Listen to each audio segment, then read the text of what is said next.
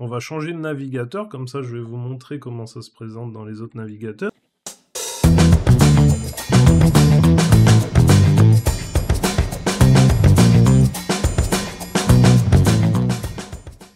Là, on est sur Firefox. Firefox, c'est aussi une petite étoile qui est ici. Donc, ça marque la page. On va prendre l'exemple, on va aller sur Nike, puisqu'on nous propose Nike. Si je veux mettre Nike en favori, je vais cliquer sur la petite étoile. Il me propose un nom. Je vais le raccourcir encore, parce que j'ai pas besoin qu'il soit aussi long. Barre personnelle, enregistré, et je vois que là, Nike s'est ajouté à mes favoris. Quand j'ouvre un nouvel onglet, je vois bien mes favoris. Quand je suis sur le site internet là, je ne vois pas mes favoris. Donc, encore une fois, je viens sur les trois petits tirets ici. Je vais dans marque-page, parce que ça s'appelle marque-page chez Firefox. Et je vais faire afficher la barre personnelle. Et là, elle s'affiche et elle sera tout le temps affichée. Peu importe si je vais sur un site internet ou pas. Voilà. Si je vais sur Le Monde, par exemple, voilà. Ma barre, elle reste affichée.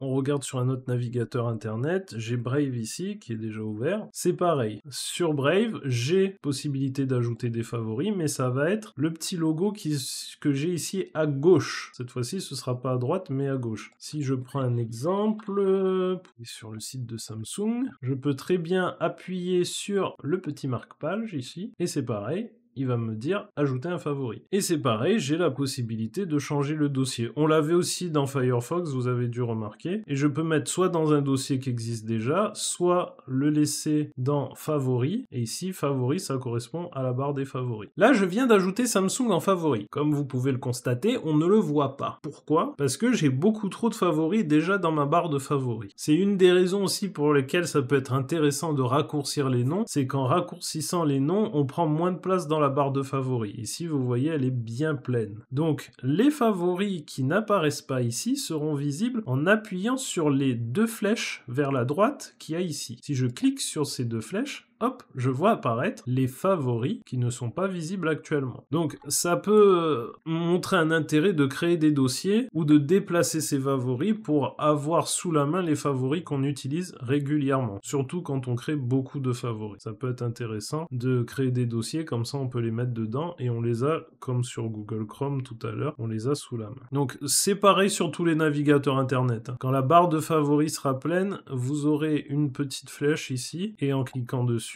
ça vous ouvrira un menu déroulant où vous trouverez tous les favoris qui ne sont pas visibles dans la barre des favoris. Ici, on peut jeter un œil dans Edge pour voir comment ça se présente. Alors oui, j'utilise jamais Edge. Et là, c'est pareil. Vous avez la barre de favoris qui est ici en haut. C'est une petite étoile aussi. On a une étoile ici qui permet, par exemple, on va aller sur Booking. Hop. Si je veux rajouter Booking en favori, j'appuie sur la petite étoile et en effet, j'ai bien Booking qui est ajouté à mes favoris. Je peux modifier le nom, encore une fois. Hop, on va le raccourcir. J'ai le choix dans un dossier où je le laisse dans la barre de favoris. J'appuie sur terminer et c'est pareil. Et comme dans tous les autres navigateurs, un clic droit, je peux supprimer, copier, coller, modifier, ouvrir dans un nouvel onglet, ouvrir dans une nouvelle fenêtre, ouvrir dans une fenêtre in private. Là, c'était les favoris. Comme je disais au début de la vidéo, beaucoup aiment avoir leurs favoris, les sites où ils vont régulièrement, directement sur leur bureau. Ils font un double clic dessus, ça ouvre le navigateur internet directement sur la page internet sur laquelle on veut aller. Mais ça peut être pratique d'avoir tous ces favoris directement sous la main dans le navigateur internet. C'est-à-dire que là,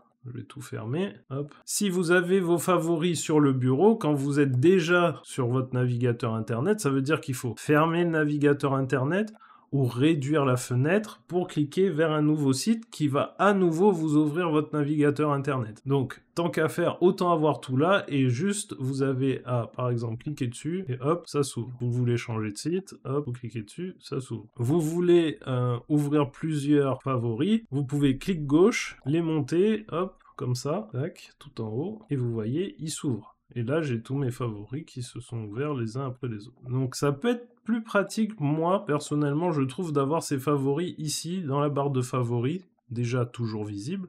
Ça encore, chacun fait comme il le sent. mais ça peut être pratique de l'avoir ici toujours visible et de pouvoir y accéder directement depuis son navigateur internet plutôt que à chaque fois réduire ou fermer la fenêtre pour aller sur un autre site internet. Voilà ce que je voulais partager avec vous sur les favoris dans les navigateurs internet. Comme d'habitude, si vous avez des questions, n'hésitez pas à les mettre dans les commentaires. Je lirai vos commentaires avec plaisir et je répondrai à toutes vos questions. Merci à vous d'avoir regardé cette vidéo et à une prochaine fois.